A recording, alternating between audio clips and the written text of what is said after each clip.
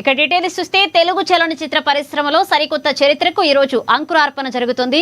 గద్దర్ స్మారకార్థం తెలంగాణ ప్రభుత్వం ప్రతిష్టాత్మకంగా చేపట్టిన గద్దర్ ఫిలిం అవార్డ్స్ 2025 వేడుకకు అంతా సిద్ధమైంది. ఉగాది పర్వదినం సందర్భంగా ఇవాళ సాయంత్రం హైదరాబాద్ లోని హైటెక్స్ ఎగ్జిబిషన్ సెంటర్ కళాకారుల కోలాహలంతో మెరిసిపోతుంది. ఈ మెగా ఈవెంట్ కు ముఖ్య అతిథిగా రాష్ట్ర ముఖ్యమంత్రి రేవంత్ రెడ్డి హాజరు కానున్నారు. మొత్తం 17 విభాగాల్లో ఎంపిక చేసిన విజేతలకు సీఎం చేతుల మీదుగా పురస్కారాలు అందజేయనున్నారు. ఇప్పటికే ప్రకటించిన వివరాల ప్రకారం తండేల్ చిత్రంలో నటనకు గాను నాగ చైతన్య ఉత్తమ నటుడిగా, అలాగే ది గర్ల్ ఫ్రెండ్ చిత్రానికి గాను రష్మిక మందన ఉత్తమ నటిగా గద్దర్ అవార్డులను అందుకోబోతున్నారు.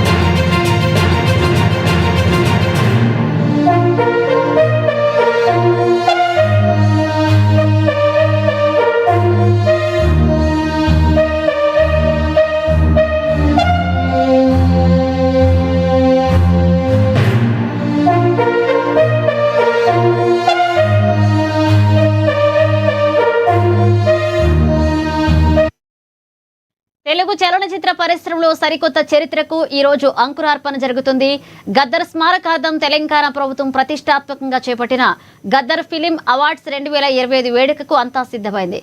ఉగాది పర్వదినం సందర్భంగా ఇవాళ సాయంత్రం హైదరాబాద్ లోని హైటెక్స్ ఎగ్జిబిషన్ సెంటర్ కళాకారుల కోలాహలంతో మెరిసిపోనుంది. ఈ మెగా ఈవెంట్ కు ముఖ్య అతిథిగా సీఎం రేవంత్ రెడ్డి హాజరు కానున్నారు. మొత్తం 17 విభాగాల్లో ఎంపిక చేసిన విజేతలకు సీఎం చేతుల మీదుగా పురస్కారాలు అందజేయనున్నారు.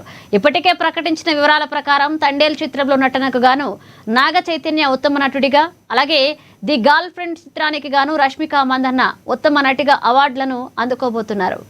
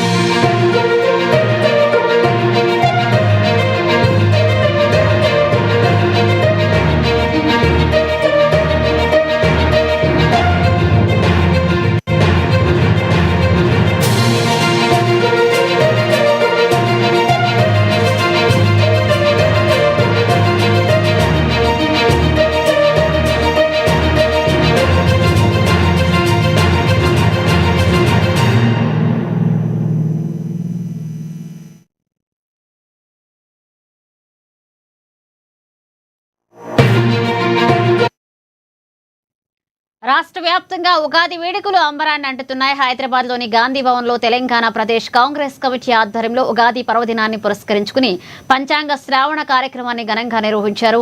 ఈ వేడుకల్లో పాల్గొన్న టీపీసీసీ అధ్యక్షులు మహేష్ కుమార్ గౌడ్ రాష్ట్ర ప్రజలకు, కాంగ్రెస్ నాయకులకు, కార్యకర్తలకు శ్రీ పరాభావ నామ సంవత్సర శుభాకాంక్షలు తెలియజేశారు. 2 ఏళ్ల క్రితం ప్రజల అపార మద్దతుతో రాష్ట్రంలో కాంగ్రెస్ ప్రజాప్రభుత్వం కొలువు తీరిందని గుర్తు చేశారు. ఈ కొత్త ఏడాదిలో ప్రజలందరికీ అన్ని రంగాల్లో మేలు జరగాలని, ప్రభుత్వం అందిస్తున్న సంక్షేమ ఫలాలు ప్రతి అర్హుడికి అందేలా కాంగ్రెస్ కార్యకర్తలు వారధిలా పనిచేయాలని ఆయన సూచించారు.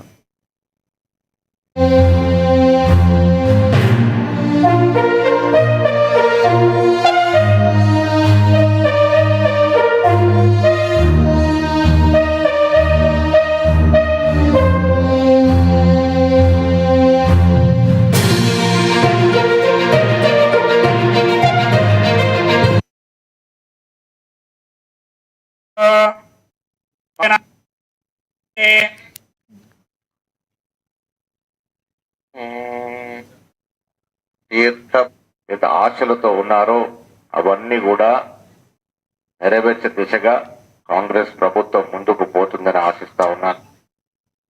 ముఖ్యమంత్రి రేవంత్ రెడ్డి నేతృత్వంలో మంత్రివర్గం, ఎమ్మెల్యేలు, ఎమ్మెల్సీలు, ఎంపీలు నిరంతరం ప్రజాక్షేత్రంలో ఉండి ప్రజలకు అందాల్సినటువంటి, ముఖ్యంగా బీద ప్రజలకు అందాల్సినటువంటి సంక్షేమాన్ని ఇస్తూ ప్రజల ఆకాంక్షకు అనుగుణంగా ప్రభుత్వం పనిచేస్తూ ఉంది. గాంధీ భవన్ నుంచి కాంగ్రెస్ పార్టీ, ప్రతి కాంగ్రెస్ కార్యకర్త ప్రభుత్వం ఇస్తున్నటువంటి సంక్షేమ ఫలాలు, అభివృద్ధి ఫలాలు సామాన్యుడికి చేరే విధంగా ప్రతి కాంగ్రెస్ కార్యకర్త ప్రయత్నం చేస్తూ ఉన్నారు. జిల్లాలో జిల్లా కాంగ్రెస్ కమిటీ అధ్యక్షులు, రాష్ట్ర కార్యవర్గ సభ్యులు నిరంతరం ప్రభుత్వం ఇచ్చిన కార్యక్రమాన్ని ప్రజలకు చేర్చే విధంలో ప్రయత్నాలు కొనసాగిస్తూనే ఉన్నారు. కాంగ్రెస్ పార్టీ అంటేనే పేదల పార్టీ. కాంగ్రెస్ పార్టీ నిరంతరం పేదలకు అండగా ఉండే పార్టీ. కాంగ్రెస్ పార్టీ అంటే పేద ప్రజల గుండెల్లో ఉండే పార్టీ. అందుకే ఈ పార్టీని ప్రజలు ఎన్నుకున్నారు కాబట్టి ప్రజలు ఆశలు, ఆకాంక్షకు అనుగుణంగా ప్రజాపాలన ఈ రాష్ట్రంలో సాగుతూ ఉంది. ఈ సంవత్సరం అంతా కూడా ప్రజలు కోరుకునే విధంగా అభివృద్ధి ఫలాలు అందించి సంక్షేమ ఫలాలు ప్రజావుగా చేరే విధంగా చూడాలని ప్రతి కాంగ్రెస్ కార్యకర్త దీని కంకణ బద్దులై ఉండాలని నేను కోరుకుంటా ఉన్నాను. తెలంగాణ ప్రజలకి మరొకసారి ఉగాది శుభాకాంక్షలు తెలియజేస్తూ, పరాభవ సంవత్సరంలో జాగ్రత్తగా ఉండి, మనం జాగ్రత్తగా ఉండి ఇతరుల్ని కూడా బాగా చూసుకోవాలని, పరాభవాలు వీలంతగా ఎదురు కాకుండా అందరూ కూడా సుఖ సంతోషాలుగా ఉండే విధంగా ప్రయత్నం చేయాలని కాంగ్రెస్ పార్టీ రాష్ట్ర అధ్యక్షుడిగా మరొక్కసారి అభినందన తెలియజేస్తూ, జాగ్రత్తగా ఉండాల్సిందిగా కోరుతూ ఉగాది శుభాకాంక్షలు తెలియజేస్తా ఉన్నాను.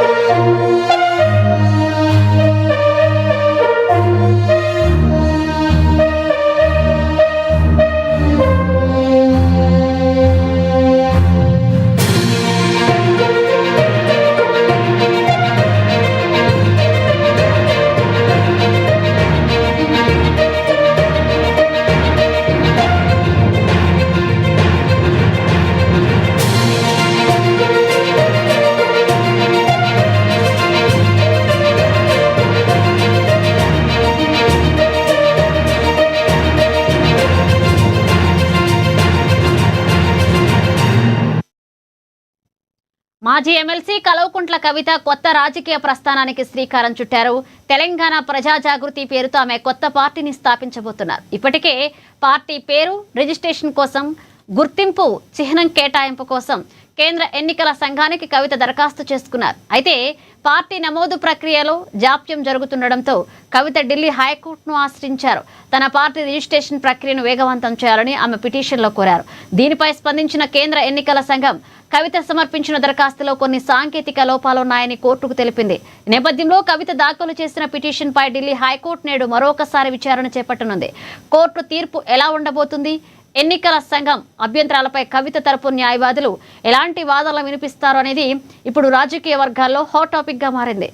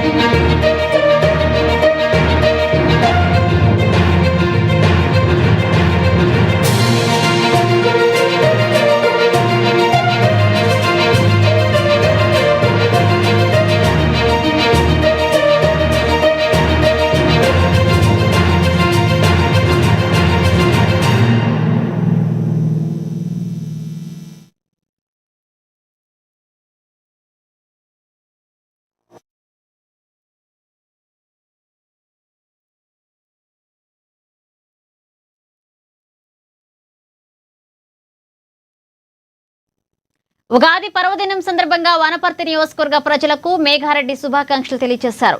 నియోజకవర్గంలోని ప్రతి ఇల్లు సుఖ సంతోషాలతో విరజిల్లాలని, భగవంతుని కృపతో ప్రజలందరూ ఆయురారోగ్యాలతో అష్టైశ్వర్యాలతో వర్ధిల్లాలని ఆయన ఆకాంక్షించారు.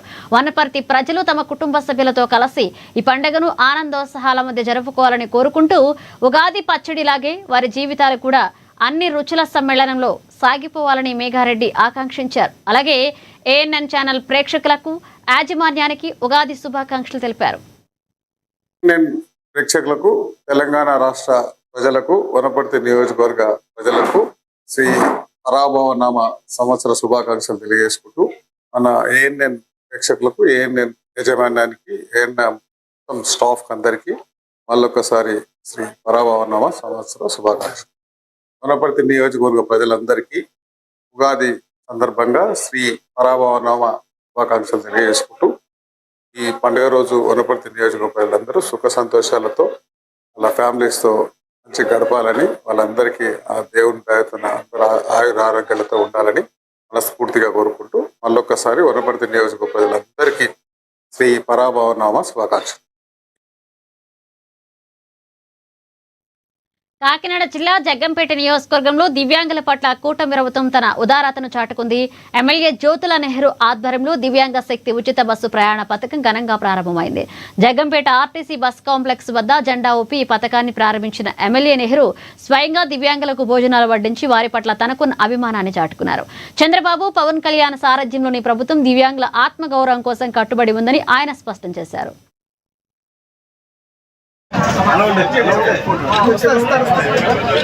ఉచిత బస్సు సౌకర్యాన్ని కల్పించడం జరిగిందో రాష్ట్రం అంతా, అదే రకంగా మళ్ళీ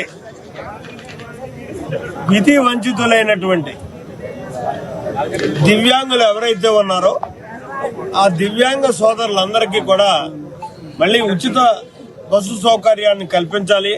వాళ్ళు ఎక్కడికి వెళ్ళాలనుకున్నా సరే ప్రయాణ సౌకర్యం ఉచితంగా చేయాలి, వాళ్ళు కూడా మహిళతో పాటు సమానంగా చూడాలి అనేటటువంటి ఒక ఆలోచనతో గౌరవ ముఖ్యమంత్రి చంద్రబాబు నాయుడు గారు మంచి ఆలోచన చేసి ఇవాళ ఉచిత ప్రయాణ సౌకర్యాన్ని ఆర్టీసీ ద్వారా కల్పించడం జరిగింది.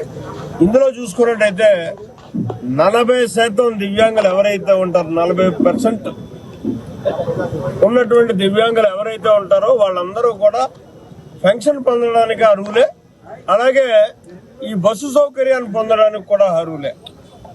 అంతేకాకుండా 20% ఉన్న వాళ్ళు కానీ, అసలు మనిషి యొక్క సహకారం లేనటువంటి, సహాయం లేకుండా బయటికి రాలేనటువంటి వారు ఎవరైనా ప్రయాణం చేయాలనుకున్నా వాళ్ళకు కూడా అటెండర్ని ఇవ్వడం జరిగింది. వారి తోటి ప్రయాణికుడు ఉచిత బస్సు సౌకర్యాన్ని కల్పించడం జరిగిందో రాష్ట్రం అంతా.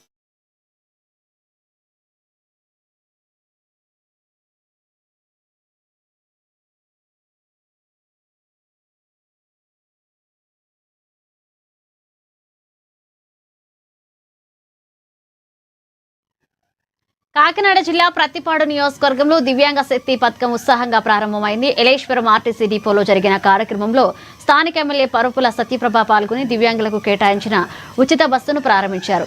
ఎన్నికల మేనిఫెస్టోలో ఇచ్చిన హామీలను కూటమి ప్రభుత్వం అక్షరాల అమలు చేస్తోందని ఈ సందర్భంగా ఆమె పేర్కొన్నారు. దివ్యాంగుల జీవితాల్లో వెలుగులు నింపేందుకు చంద్రబాబు ప్రభుత్వం మరిన్ని పథకాలు తీసుకువస్తుందని సత్యప్రభ ధీమా వ్యక్తం చేశారు.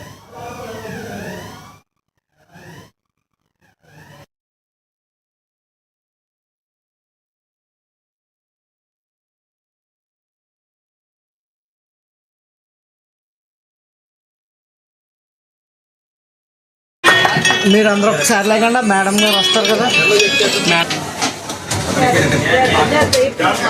ప్రకటించిన డిసెంబర్లో ప్రకటించిన తర్వాత ఫిబ్రవరి 24న మంత్రిమండలిలో తీర్మానం చేసి 28న ఉత్తర్వులు జారీ చేయడం, ఈరోజు అది సంక్షేమాన్ని అమలుపరచడం అన్నది ఇచ్చిన ప్రకారం, సంక్షేమాన్ని మాట ఇచ్చిన ప్రకారం 3 నెలల్లో అన్నది దాన్ని అమలు చేయడం అన్నది మా కూటమి ప్రభుత్వంకే ఈ ఘనత అనేది మా కూటమి ప్రభుత్వంకే చెందిందని సందర్భంగా తెలియజేసుకుంటున్నాను. ఏదైతే దివ్యాంగులకి వారి సంక్షేమం గురించి, ఆత్మగౌరవానికి ప్రాధాన్యత ఇచ్చింది మా తెలుగుదేశం పార్టీ నుండి. గత ప్రభుత్వంలో 2014లో తెలుగుదేశం ప్రభుత్వం అమలుకు వచ్చిన పథకాలను అయితేనే దివ్యాంగుల కోసం చేసిన ప్రత్యేక పథకాలని ఇట్లన్నింటినీ కూడా గత వైసీపీ ప్రభుత్వం నిర్వీర్యం చేసింది. వేటిల్ని కూడా సక్రమంగా వారికి అమలుపరచడం అనేది జరగలేదు. దివ్యాంగుల కోసం ఏదైతే వారి పెన్షన్ 2000 నుంచి 3000 నుంచి 6000 కుటుంబ ప్రభుత్వం వచ్చిన తర్వాత వారికి 6000 అన్నది ఇవ్వడం